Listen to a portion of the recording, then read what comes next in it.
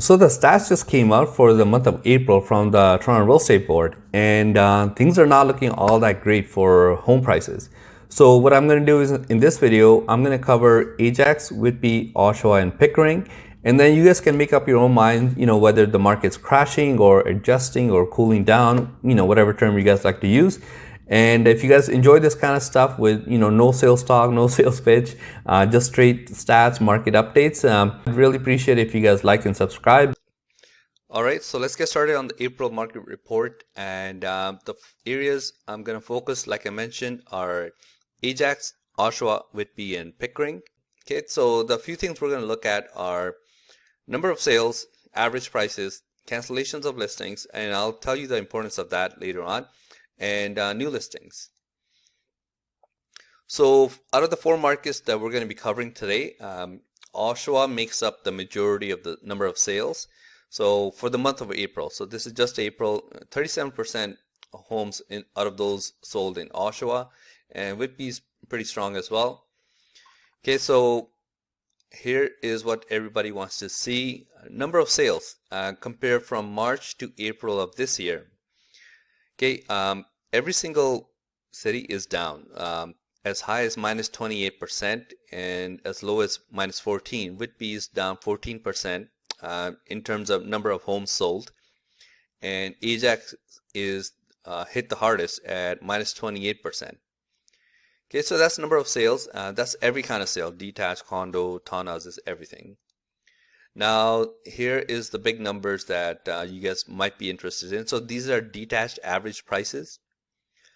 Okay, so what I'm doing is I'm comparing January of this year to April of this year, because I just wanted to focus on this year because it did peak in January, February, and we want to know how things have gone for the month of April so far.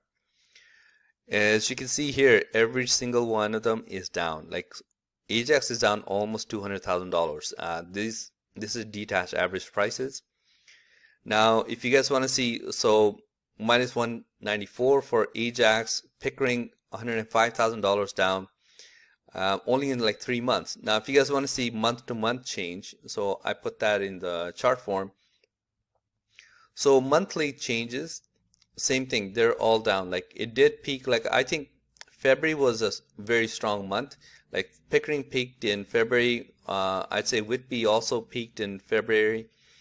And I think Ajax is the only one that peaked just by a little bit compared to February. It peaked in January.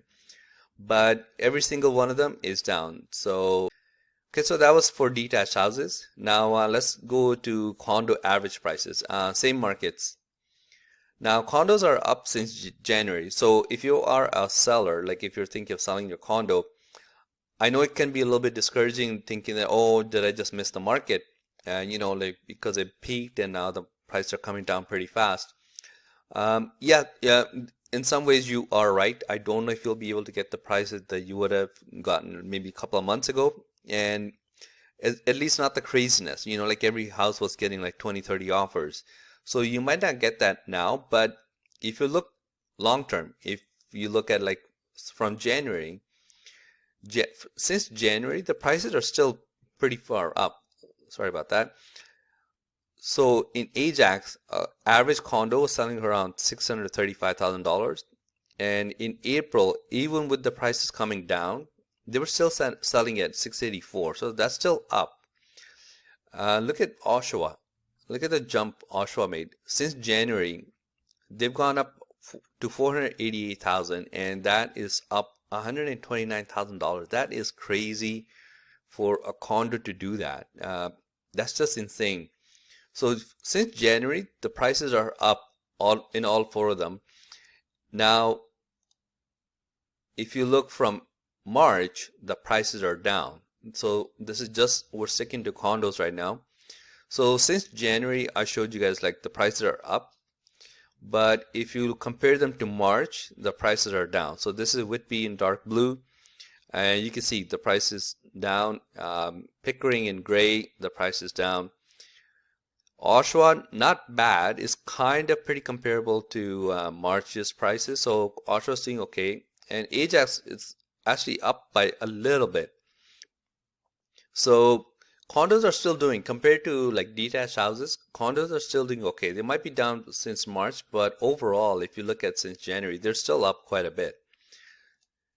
Now, same thing for freehold townhouses. This is freehold townhouses average prices.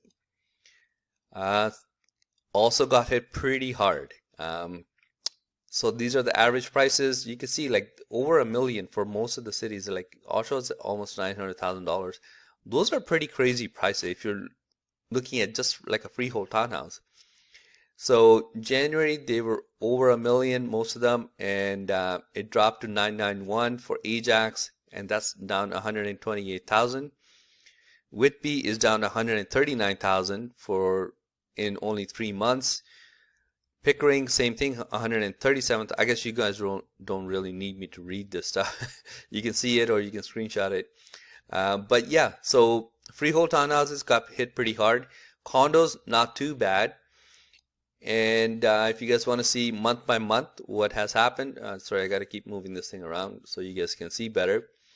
So I also did a month by month. January, February, March, April, so you guys can see which way the market's heading. This is Pickering in gray, like consistently going down since January. Whitby also kind of peaked in February, but since going down since then. And I would say Oshawa peaked in February as well, but going down since then. Okay, so that is average prices. Now, I also wanted to cover something that I don't really see in some other real estate videos, which is cancellations of listings. Here are the numbers. How many listings were canceled in January and how many listings got canceled in April? Now, why is this important to know? I've covered this in some of the other videos. This is important to know. It just means that, well, there's two reasons mostly why listings get canceled.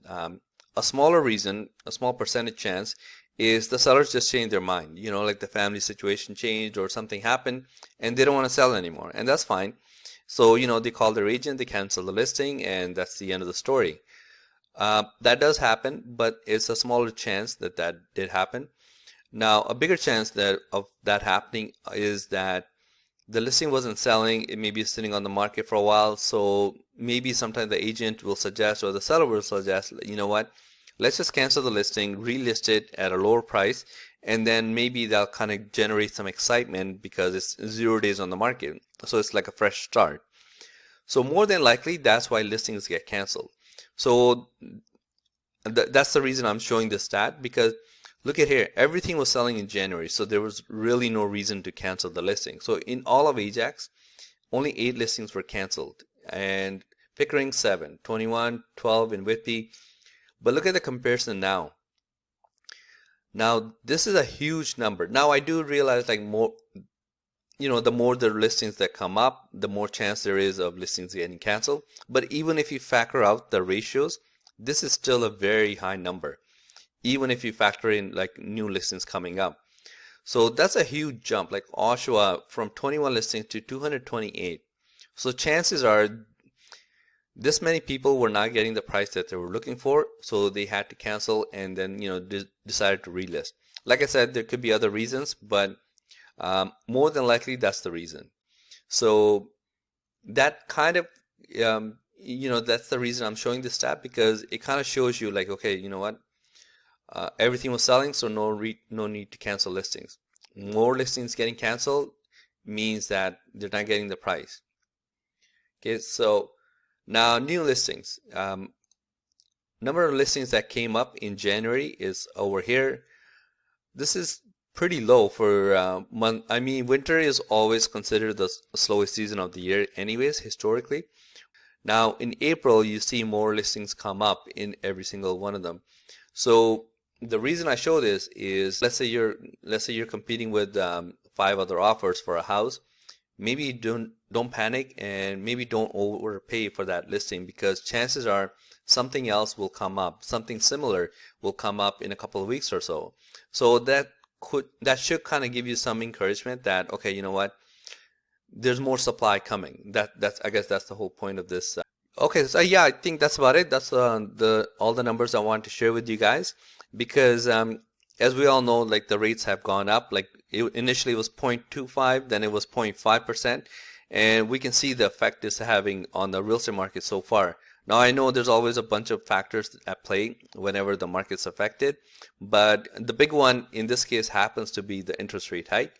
So because they're expecting another hike in June and another one by the end of the year, I just want to show you guys the effect of the 0.75 so far on the market, and we'll see what happens near the end of the year.